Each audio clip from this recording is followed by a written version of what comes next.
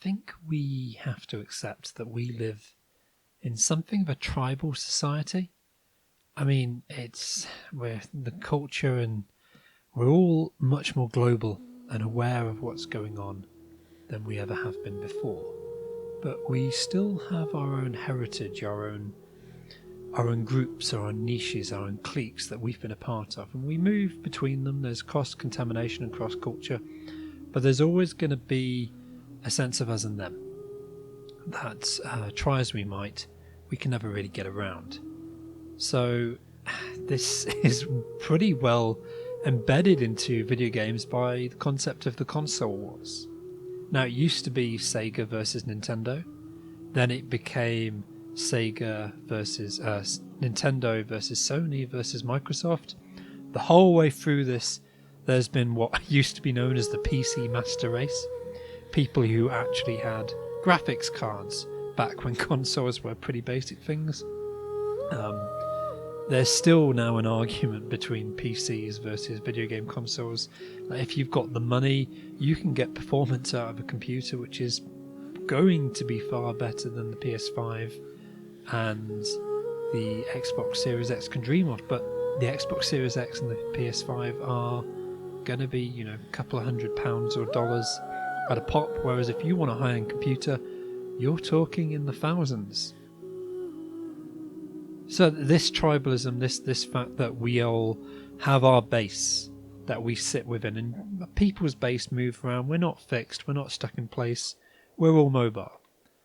But I'm picking up a game today that I'm only playing because I'm curious about what the people from a base that I've been talking to and observing for some time, I've been amused to see their reaction. And to explain this, I think I've got to go back to the very original 3D Zelda game. Nintendo, with the original two Zelda games, Ocarina of Time and Majora's Mask, had, the N64 was not a powerful graphic machine, but it was a system that they produced a Zelda game that was as realistic as it could be for the time. And when the next generation of 3D console games came around, and the GameCube and the PlayStation 2 and the Xbox, a lot of people were really keen to see what Nintendo would do. There was a demo where Nintendo showed off what the GameCube was capable of, and it was just a slightly upscaled version of Link and Ganondorf from Ocarina of Time. To be honest, I know it looked pretty cool, but there was nothing really special about it. It was just two blokes hacking away at each other with a sword. But it got people excited for the follow-up because Ocarina of Time was a beloved game and people wanted to see what was next. And no one was expecting what Nintendo did next. They brought out the Wind Waker, which is beloved, but you have to admit it was polarizing. This cel-shaded, cartoony graphical style was almost hated by a lot of people who saw it as a complete betrayal of what Ocarina of Time had initiated. And so Nintendo stuck to their guns. Wind Waker came out, it won a lot of people round, but you cannot ignore the kickback and how many people just did not play it because they knew they could not get over the art style. So before the GameCube was quite finished, Nintendo came back, and with Twilight Princess they produced a fully realistic game. Now, because they went for realistic graphics, arguably Twilight Princess has not aged as well as the Wind Waker did. There has been a HD re-release of both of them since, but Wind Waker feels pretty timeless. It was just missing widescreen. In upgrading to HD did not substantially change the game. Twilight Princess, realistic. Again, it had its fans. It's got quite a competent story, but it also has some issues. So that was the GameCube. Twilight Princess was, of course, released at the same time as the Wii. The whole time Nintendo was waiting for the next Wii Zelda game, and when they eventually came out, they hit a compromise. Skyward Sword experimented with this painterly style, which, I was a fan of that. There's a lot of things Skyward Sword did that got people, motion control. The game went heavily in on motion controls, and I can see how a lot of people didn't like that. But that painterly art style, I was a big fan of that. I'd like to see that brought into HD. But when Nintendo finally brought out Breath of the Wild as their first HD open world Zelda game, and a lot of people say it ripped up the Zelda franchise. They amended the art style again, so we've got several generations of video game evolution. Nintendo have homed in on this. What is it? It's not cel shaded. It's not realistic. It's somewhere in between art style. And Breath of the Wild, it's not a powerful console. The Switch is good enough, but it's not the most powerful console in the world. It's not it's not turning heads normally for sheer horsepower, but it is turning heads in terms of what Nintendo is able to coax for it, in terms of their aesthetics, their graphical design, and also the way that they looked at the open world genre. And companies like Ubisoft and the Assassin's Creed and the Watch Dogs games and many other developers besides had been working on open world games, and they've set this template which Nintendo looked at, and then they did a wonderful twist where Breath of the Wild had towers, but it wasn't like any of the towers. The map, there were less checkpoints telling you where to go. It was just a glorious open world, this fusion of their twist on the open world adventure gameplay, but with this art style that was just so striking. And for me, it was the perfect fusion between the realistic and the cartoony thing that they'd been trying to get for several generations. And I think a lot of people acknowledge that, which is why when this game was announced, the Nintendo base took it as a little bit of an affront. So the game I am exploring today, and I'm only really looking at it because I'm curious. I mean, the team have pretty much admitted that this art style is inspired by Breath of the Wild, but the game is supposedly not a rip-off by any means. And yet the Nintendo fan base, a certain subsection of it, was angry. They want to know. So I've booted up now. I don't know much about it apart from the outrage that existed when this game was announced the other year. And yes, I can completely see this sort of semi-cel shaded art style. I'm very curious to see what this game is really like.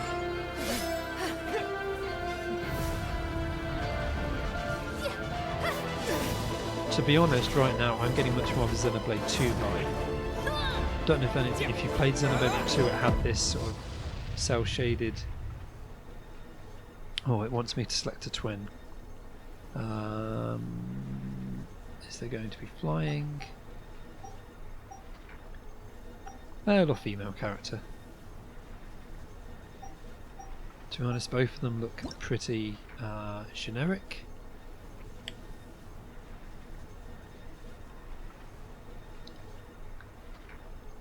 A friend members. Okay. That's too long. Let's shorten that down. Let's just be a friend.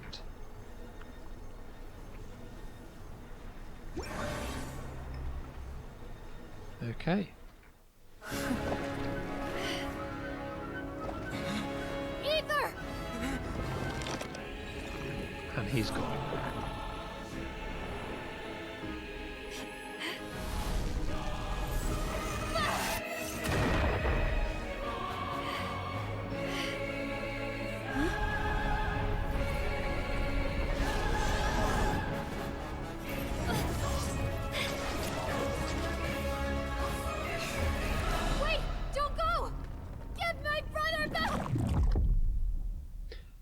Well, that is an interesting cutscene. And just like that, the god took away my brother. Some kind of seal was cast upon me, and I lost my power. So whilst we used to cross world after world, we are now trapped here.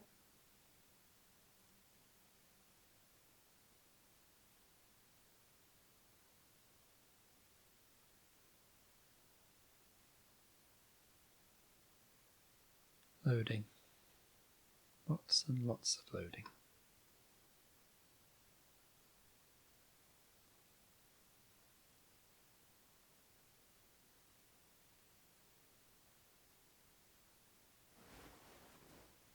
How many years ago was it? I don't know. but I intend to find out. After I awoke, I was all alone. Right up until I met you 2 months ago. Yeah, Paimon really owes you for that. Otherwise, Paimon likely would have drowned. So Paimon will do her best to be a great guide.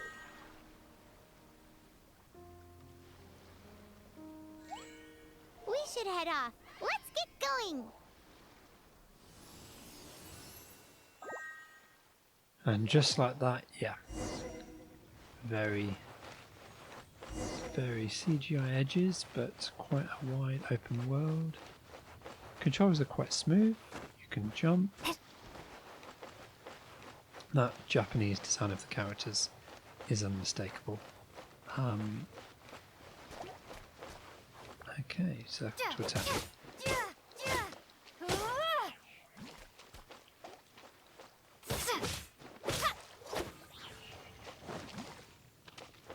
Well, I don't see the famous Zelda lock-on so clearly, so that's immediately different.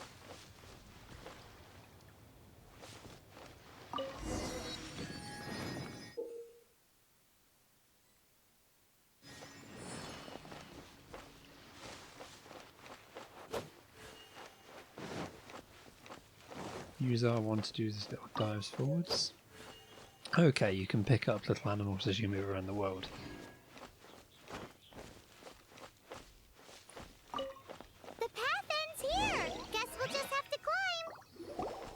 Climbing depletes stamina, and depleted stamina takes time to recover. Okay, now Breath of the Wild, if anything, was a game where the stamina gauge held rule over everything, because although theoretically they had this idea that you could go anywhere, you couldn't, because you could only climb as high as your stamina gauge would allow you to go. And even if you played the game for 200 hours and you got to the very end and therefore you unlocked a really high stamina bar so you could climb really tall mountains and you took advantage of every single stop hold, the moment it started raining you couldn't climb any further at all. So yeah, interesting to see the game is going for this climbing mechanic. I'm not too keen of the little companion character following you around. Their voice is just a little bit too high pitched. I'll have to try at some point and see if you can cut them off. But yeah, picking up flowers by the edge, and there's apples from the trees you can pluck.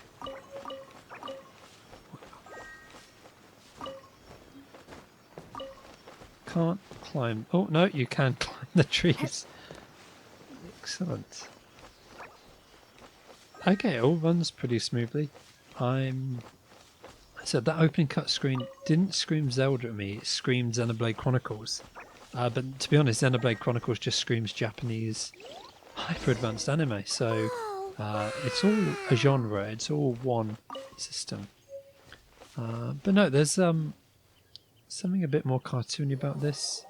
It's going one step further than Zelda did, which was trying to be more open world and epic. This is slightly more cartoony, pastoral environment. That's a statue of the Seven. There are a few of these statues scattered across the land to show the Seven's protection over the world. Among the 7 gods, this god controls the wind. Paimon's not sure whether the god you're looking for is the animal god, but Paimon will take you to the animal god's place first, and there's a reason why. Okay. Instantly, regardless of what else might be similar, the one thing they have not taken from Breath of the Wild, which Nintendo perfected so well in that game, which was good that they perfected because Nintendo were previously the worst at this, is hand-holding. Now, the little character is clearly going to be explaining stuff to me as I go along, and it's can get incredibly grating incredibly quickly. Now, one of the Breath of the Wild's greatest feats was the way it just let you loose. Now, it had some intuitive design which kind of gave you a hint of what you were meant to be doing and sort of led you, not by the nose, but let you feel your own way towards the way the game wanted to be. It's one of the most gameplay user-friendly work out what you're doing. I've seen videos There's a really good video where a channel called by Rasputin, where he gets his wife, who is not a video gamer, to play some different videos. And actually, Breath of the Wild is one of the ones that she did her best at figuring out how she was meant to play and actually got the most enjoyment out of. Whereas some of the games, sometimes it's the controls. You know, a non-gamer can't figure out how they're meant to actually do anything. Sometimes it is they can get the controls, but they can't figure out anything. You know, what they're meant to be doing, what their direction is, because. And for a game that was not full of cutscenes, not full of characters going, go here, do this, do that, Breath of the Wild was really relaxed on letting you find your way around. But it seemed in all the evidence I've seen of people picking up, it's extremely user friendly. So press L3 to return to quest point, because apparently I've drifted off the beaten path. But no, if this game was riffing off Breath of the Wild, it would have been nice to have a little bit more That's a freedom. statue of the seven. There are a few Okay, among that the means pie- rewatching this cutscene.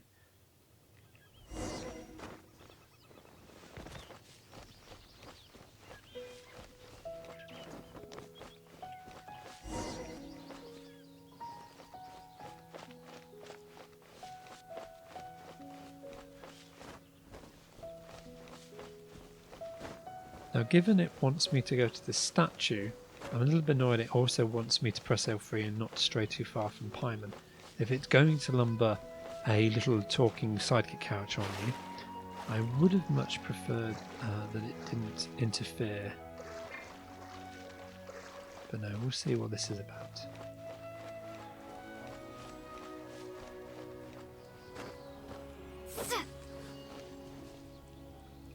Okay, back we go again. Well, this is already annoying.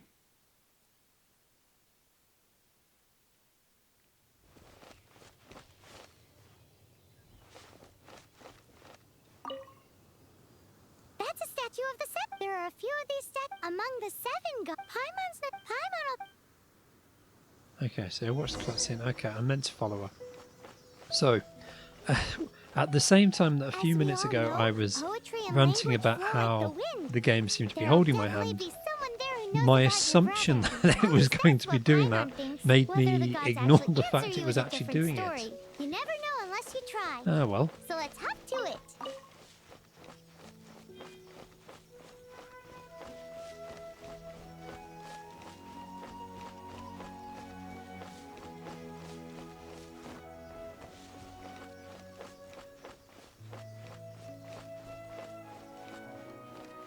You can swim right over.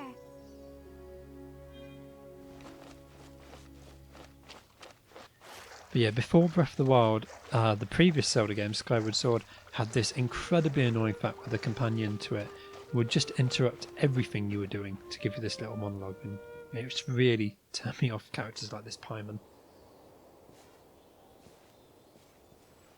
I will stop comparing this to Zelda at some point.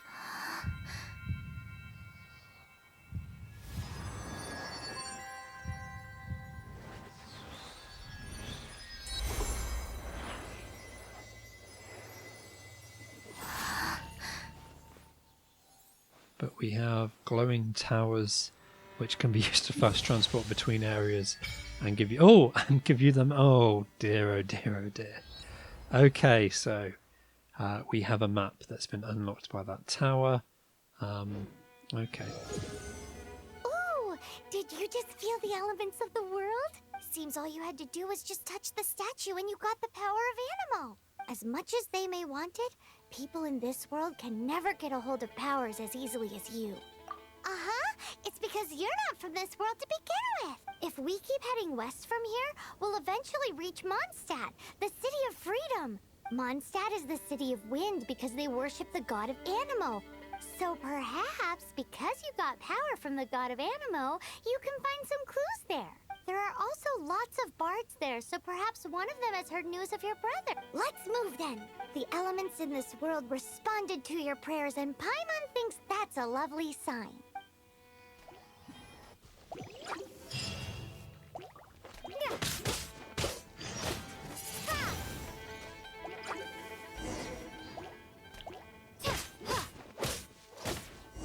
Okay.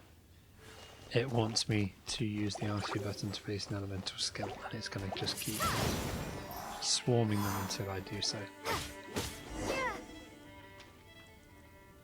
Oh no, and beyond that point. But no, maybe I'm pressing the wrong... Oh, circle wheel to... Oh dear. Maybe I am pressing the wrong button, but I do not see a lock-on attack. So the combat feels quite different to Breath of the Wild. There's a unique spin here. That's a nice little dive. I've got to say, it's a well put together experience. I can see the derivativeness, but I can also see a lot of the things they're putting in. But this is something I don't... Oh, is it going to make me... Right. Okay, so it's going to make me redo it until I... Exactly as before, it's going to make me redo it until I do whatever. Hold to charge. Okay, so exactly as before, when I went off to try and do my own thing, it wants me to do this tutorial, which is fine. Animal powers you got from the Statue of the Seven. Oh, Paimon's so jealous. Why doesn't Paimon get cool fighting powers? Press the option button to summon her. Okay.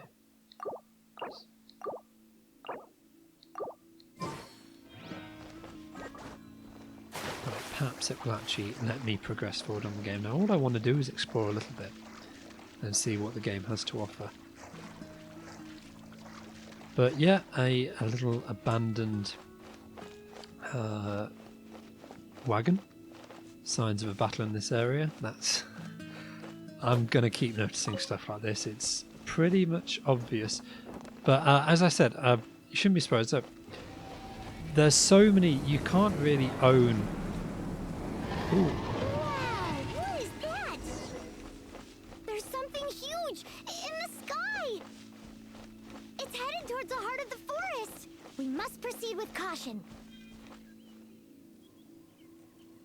Okay.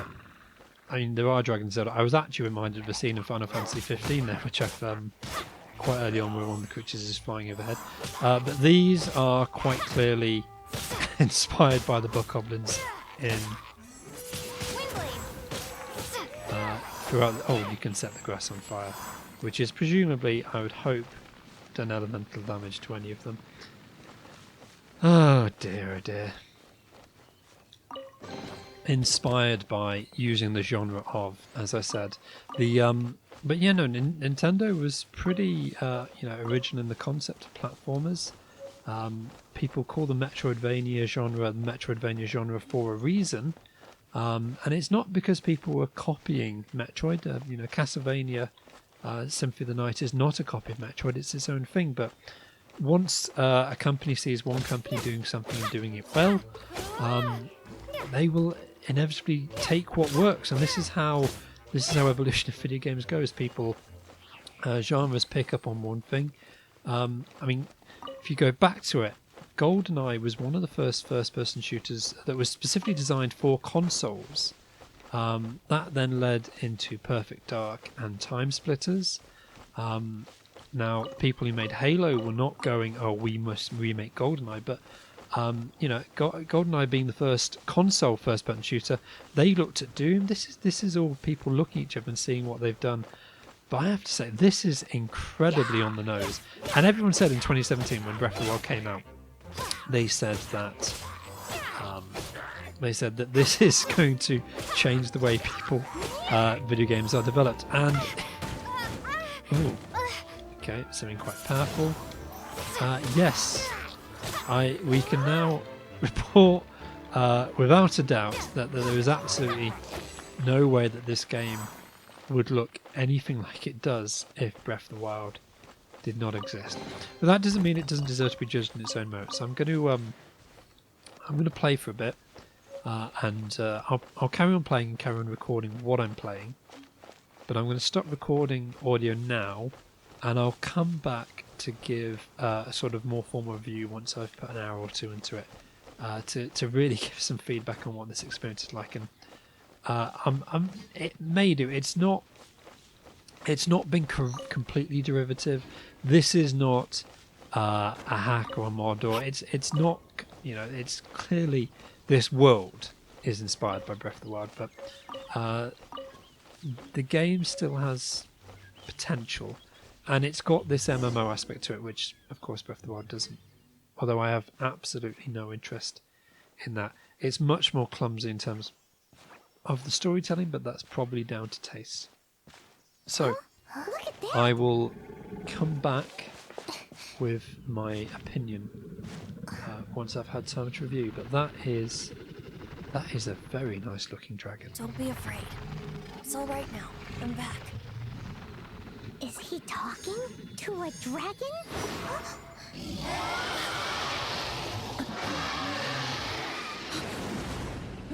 Who's there?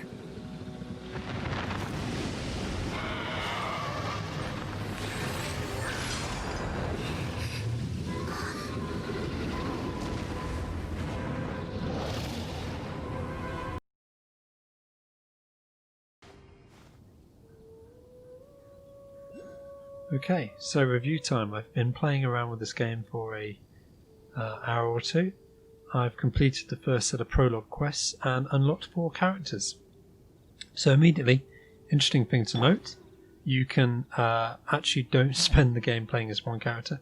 There's actually a cast, what looks to be quite a large cast, and I say that because I've already unlocked 4 characters who represent 4 different elemental types.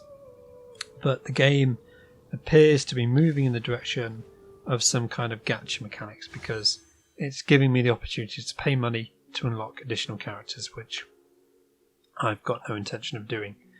But yeah, so the game world, although on the outside it appears like very much inspired by Breath of the Wild, there are areas like this, temples that you can enter, and when you enter a temple, which is a series of dungeons for you to complete, you set it out.